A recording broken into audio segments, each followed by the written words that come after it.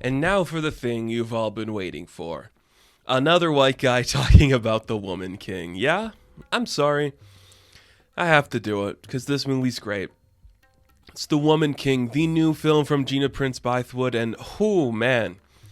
Is it good to have films that feel like films again? You know, we're in this era where Harry Styles was like, what I like about this movie is that it feels like a movie.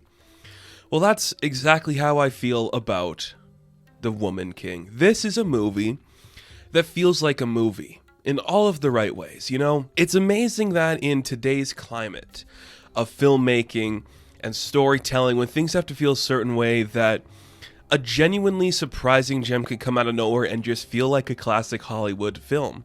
This has indications and storytelling beats that are very similar to like classic epics of, I would say, the 90s to the 60s, like that era. You know, like how we had like those big scale epics that are like 3 hours long, all this war and stuff. It feels like that while still feeling like a movie that would be made in 2022. And I think it's really fun. This is a surprising film in a lot of ways. The thing I think that's very surprising about it is how competent it is made. That might sound like a really weird thing to say about a film that's got like a talented director, an all-star cast, but it feels like the studio behind on this, and Universal is surprisingly the one that put money into this. It's kind of, or is it Sony? It's one of those two, Sony or Universal. It's surprising to me that one of those studios was like, we trust in this story to do something cool, because this is a genuinely fun story. What if we go back to the 1800s and see a really important historical movement time in Africa, and these Amazonian-esque women who are defending their king and slowly start to build up this idea like maybe we should do more for our country and our people and stop people from attacking us. And I'm like, I'll follow that story. There's something in that story that I'm like, okay, wherever you want to take me, I'm on board for. You have strong chemistry between all of the leads. You have a pretty tight script that at times does feel a little cliched, but it also is like, yeah, this is an epic. There's going to be beats you understand. The thing that to me that kind of holds this back from, I say, being like a top tier film of the year for me, and this is not me criticizing the film in any way, I still think this is more competently made than the majority of films that are out in theaters ever in this entire year, is the cinematography is very minimalistic. There is nothing overly shot, overly drawn out, and that's not a problem. The editing makes it very standard, and the cuts are very standard, but that is just standard when you have an actual compelling story with good character work and other things working on higher levels. You can get away with that. You don't have to overstay your welcome. You don't have to try too hard.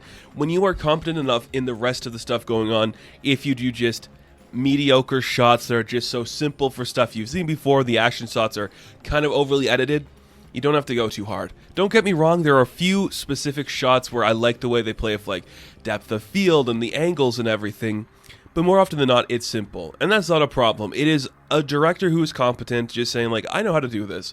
We're not going to overstay our welcome. We're going to get in, get the film done, and you're going to smile while you're watching it. You know what? I did. I think the action looked good.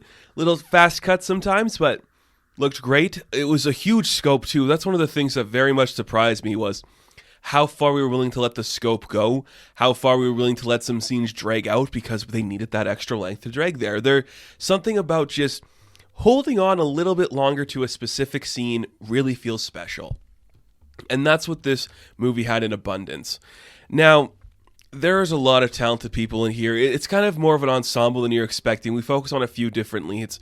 Of course, the big standout that we should talk about is Viola Davis, who got in great shape for this role and delivers a beautiful, impressive, terrifyingly deep monologue that breaks your heart while you're hearing it. And she crushes it in everything she's doing. I don't think there is a standout cast member that's bad. I think everybody is doing fantastic. And I just love the energy of just these strong, sweaty, sexy women just beating the shit out of everybody, just kicking ass, taking names, defending their people, defending their birthright. I think that's awesome. Just competent people kicking ass. I love that. And I love that we can have this movie exist today.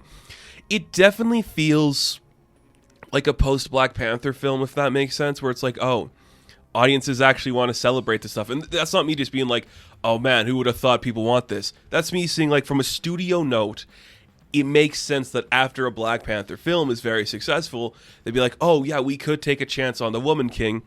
And then it becomes number one at the box office the week it releases.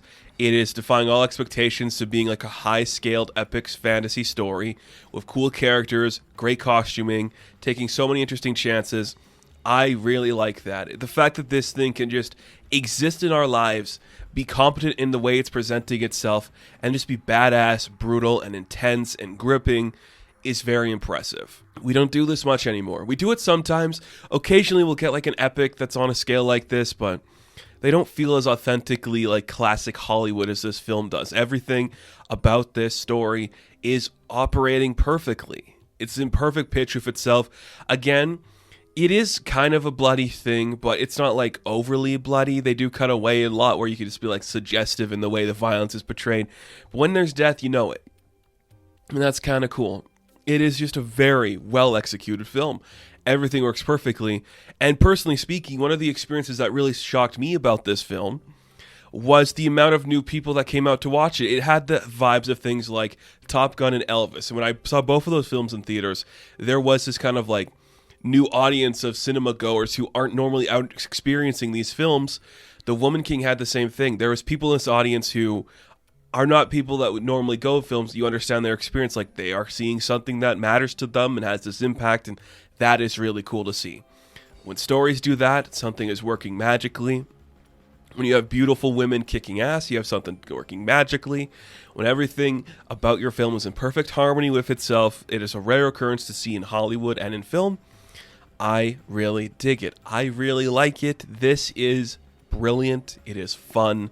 It is an intense story. You're not going to expect what you're getting, and that's a really good key to this thing.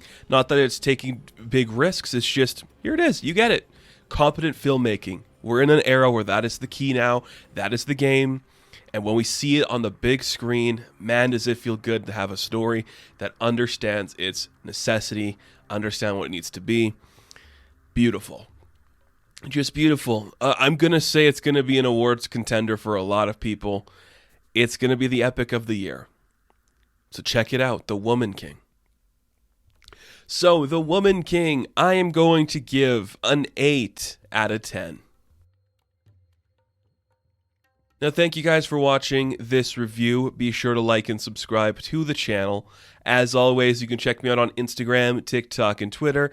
And as always, I will catch you in the next one. Have fun. Stay safe. Good luck.